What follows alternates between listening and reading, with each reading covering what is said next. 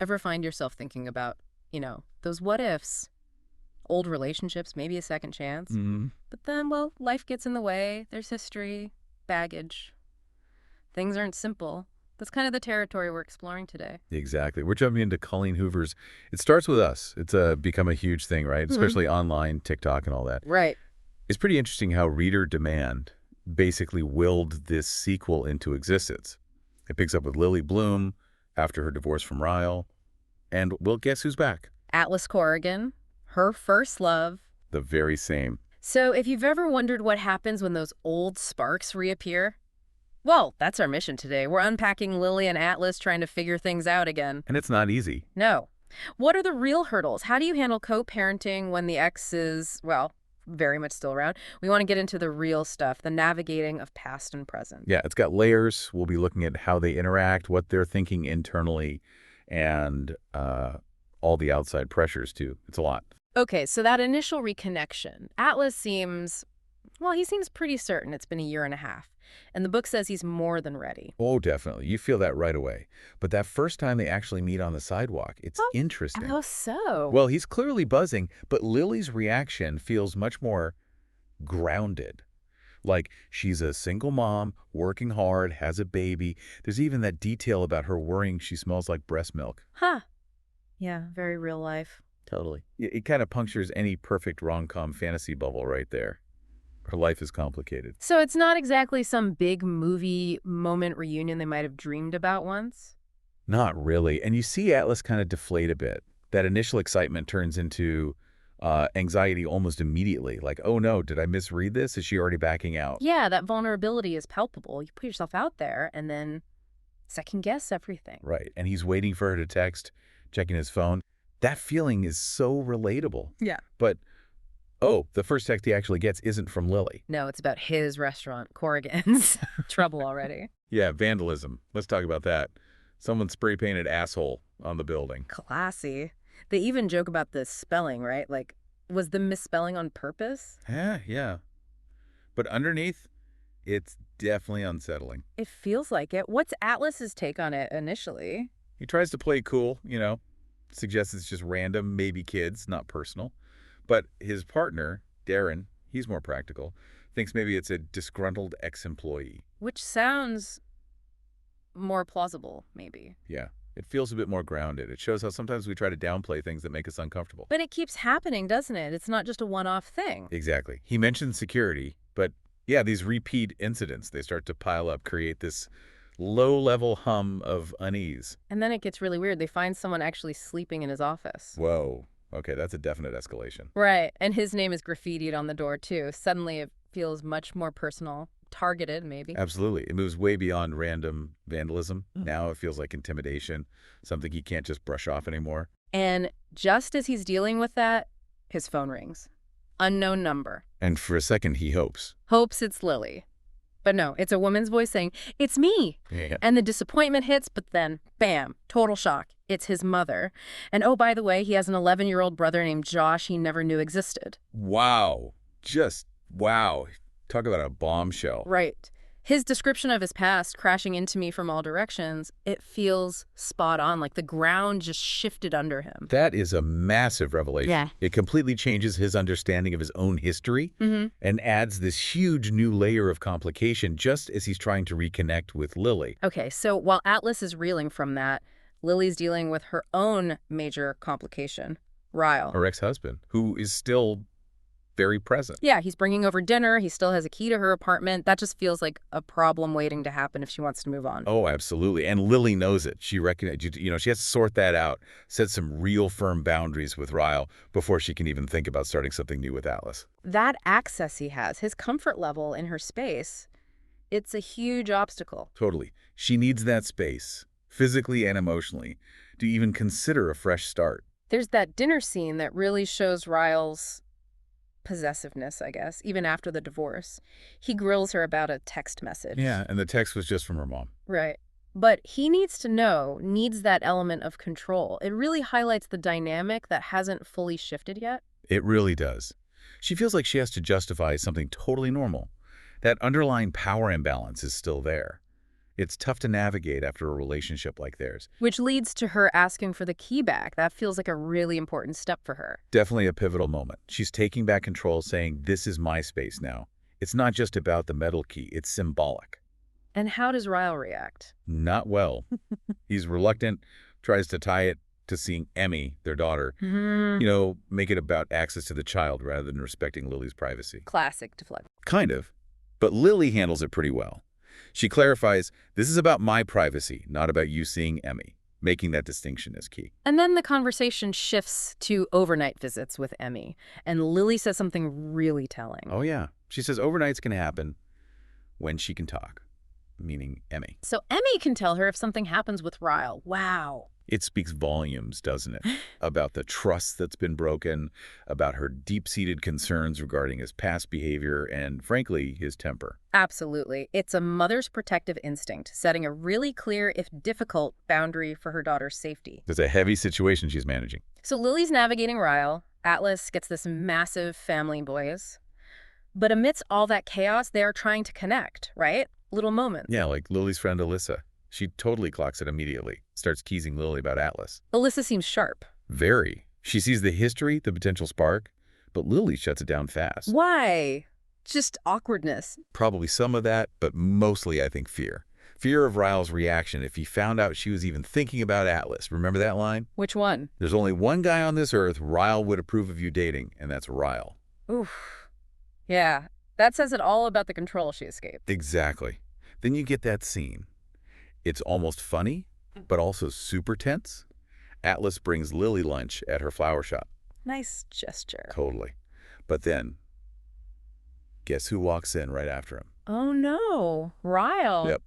And poor Atlas has to dive into a closet. You're kidding, a closet. Seriously. It's kind of absurd, but it perfectly shows the tightrope they're on. Just trying to have a normal interaction is impossible with Ryle potentially showing up. That is both hilarious and deeply stressful. Right. And even hiding in the closet, Atlas is like, "So can I call you tonight?" Wow. Persistent. He is not letting the awkwardness stop him. It shows he's serious, willing to deal with the mess. Meanwhile, Alyssa's probably still asking questions, right? Sensing something's up. Oh, for sure. She's gently probing, picking up on the vibe. Friends know. And everyone around them knows the history, so they're watching. But even with Ryle looming and the closet incident, there are real moments of connection happening too, aren't there? Definitely. You see this shift in Atlas. He decides he wants to make bold moves with Lily. No more hesitation. He's ready to go for it. Yeah, he's not that uncertain kid anymore. He knows what he wants. And that late-night phone call they have, where they talk about the past, make plans, you feel that intention. The anticipation builds. And that screenshot moment during the video call, where he just admits, I wanted a picture of you. So sweet, right? It's simple, but it says so much about his feelings. It's vulnerable. It really is. Those little genuine moments often mean more than big gestures. Totally. And he even tells his friend Theo about bringing her lunch. He's opening up about it, even if Theo teases him for being cheesy. Huh. And Lily notices something too, right? About just being comfortable in silence with him. Yeah, she realizes she could just sit on the phone with him, not even talking, for like an hour and be happy. That's a deep level of comfort. That quiet connection, it speaks volumes. It really does. Suggests that trust and familiarity are back. Strong. Okay, so they actually managed to plan a first real date. Finally. And Atlas, Mr. Confident, he's actually nervous. Yeah, he admits it. Which is kind of endearing. It shows how much it means to him. He wants it to be worth it for her. The pressure's on. He feels the weight of the second chance. Definitely. But then, real life hits again. Lily's exhausted. She falls asleep in the car on the way. Oh, man. So much for the perfect date night. Exactly. And this leads to, well, a complicated moment. Atlas reads her journal while she's asleep. Whoa, okay.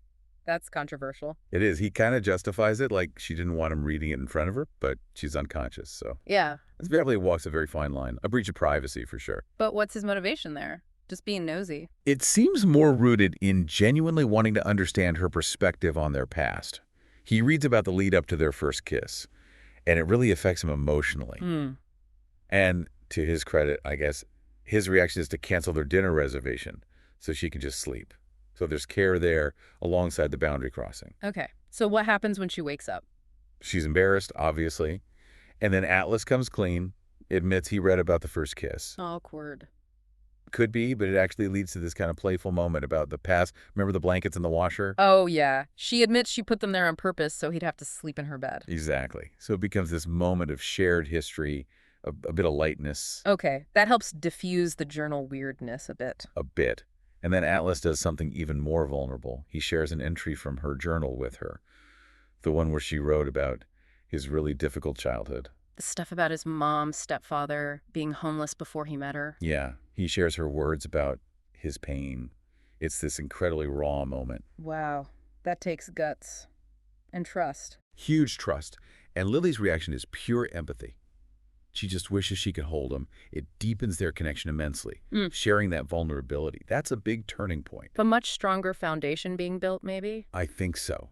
But Yeah. Ryle, the shadow is always there. He texts her, doesn't he? Just a simple text. Yep. Just a reminder, hey, I still exist. And boom, Lily's fear about his reaction to Atlas comes flooding back. She can't quite relax into this new thing. It's like a constant anchor pulling her back. It really is. And you see her internal conflict, the co-parenting stress, even those fleeting thoughts like, would it have been easier if I'd stayed? Which is heartbreaking. Plus the guilt about limiting Emmy's overnights. It's a heavy load. And the realities of single parenting crash the party, too. She has to cut a date short to pick up Emmy. Yeah, it grounds everything. This isn't just romance, it's real life, schedules, responsibilities. But we also see Atlas getting integrated a bit, right? Meeting her mom, Marshall. Yeah, Elisa's brother. Those little steps towards blending their worlds are happening. While his world is still dealing with that family bombshell, what happens with his mom and brother? Well, he finds out his mom's actually been in Boston for 10 years. And when he tells her Josh is missing, her reaction is alarming. How so? She seems more worried about getting arrested herself than about her missing 11-year-old son. Oh, that's not good. Really telling. Deeply unsettling. Yeah. It highlights the likely instability Josh has been living with. And Atlas, his protective big brother instincts just kick right in. His focus shifts to finding and helping Josh. Okay, so Atlas and Lily try for another date. Yeah. Let me guess. Ryle interruption. Yep. Again, that tension just keeps simmering. And Lily's still wrestling with how and when to tell him she's dating again. Understandably, given his history. She's dreading that conversation. And then it happens, a confrontation. He asks her directly about dating. And it gets bad. Yeah. It triggers a flashback for Lily Ryle pinning her against the door, that abusive behavior resurfacing in her memory. Oh, God. That's terrifying. A stark reminder of why she left. Absolutely. It shakes her up, and she confides in her mom. And her mom is supportive. Incredibly supportive. Validates Lily's decision, acknowledges her strength for leaving. That maternal support is so important. Does Atlas find out about this confrontation? Yeah, Lily tells him. And his reaction is exactly what you'd hope. Protective. Concern for her. Good. So despite all this Ryle drama, they actually make it official. They do. They decide, yes, we're a couple. It feels like a major step, claiming their relationship even with all the complications. Okay, so they're officially together. Now comes the blending part, integrating families. Right. Atlas introduces Josh to Lily and Emmy. There's an initial awkwardness explaining who everyone is. Josh is surprised Atlas isn't Emmy's dad. Navigating those kid questions. Exactly. It's a big step. And they also talk seriously about boundaries with Ryle concerning Emmy. They were a united front on protecting her. Does Ryle find out about them officially? Oh, yeah. He shows up at Lily's flower shop again, confronts her about Atlas. Here we go again. But this time, Lily holds her ground. She's strong. Tells him clearly, our marriage is over. I can see who I want. Yes. Good for her. A real turning point. Huge moment for her. And then surprisingly, Atlas has a conversation with Ryle. Atlas and Ryle talk. How does that go? Actually, quite maturely. Atlas doesn't get aggressive. He basically tells Ryle that for Emmy's sake, Lily needs his acceptance and cooperation. He focuses entirely on the kid's well-being. Wow. That's unexpected. And smart, taking the high road. Very smart. It seems to actually land with Ryle, maybe shifts something. And after that, Lily and Atlas decide to take the next big step. Moving in together. Moving in together. A serious commitment to building this life. And Atlas is also stepping up for Josh, too, right? Definitely. Josh asks to contact his father, Tim. Atlas has his own reservations, obviously, given his own past, but he does it for Josh. Puts Josh's needs first. That's huge. Josh must have such complicated feelings about his parents. Totally.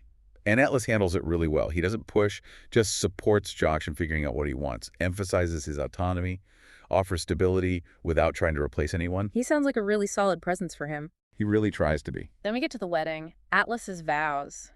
They sound pretty intense. They are really moving. He talks about, his past, how he didn't have reliable love growing up. His view of their future is realistic, grounded, but so full of hope because of Lily. He acknowledges the hard stuff, but cherishes what they have. It's not some fluffy fairy tale vow. It sounds earned. Exactly. Given his history of trauma and instability, finding this secure, loving relationship is transformative. His vows reflect that deep appreciation. And the ending line of his vows. Oh, it's perfect. P.S. Ah. It is my wish for you to be my fish. Ah, that inside joke callback. Right. It's that mix of deep emotion and their own quirky connection that makes it feel so real.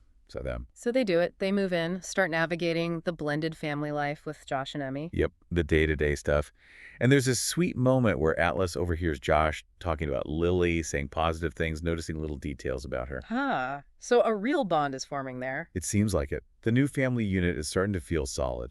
And the wedding day itself, their vows to each other. It feels like the culmination. They reflect on everything they've been through, separately and together, acknowledge the imperfections, but commit to facing the future, embracing whatever comes. It really feels like they earned that happiness, didn't they? Rooted in reality, forgiveness, understanding. Absolutely. It wasn't easy. They navigated some incredibly difficult things, but they chose each other and chose to build something healthy and hopeful. Okay, so wrapping up this deep dive into It Starts With Us, it's clear that second chances are, well, complicated. Definitely not simple fairy tales. It's messy, tangled up with the past, with current responsibilities. We really saw the struggle of co-parenting with a difficult ex and just how crucial setting and enforcing boundaries really is. Lily's journey there was central. Absolutely critical for her well-being and Emmy's. And then the curveballs life throws, like Atlas suddenly discovering his brother.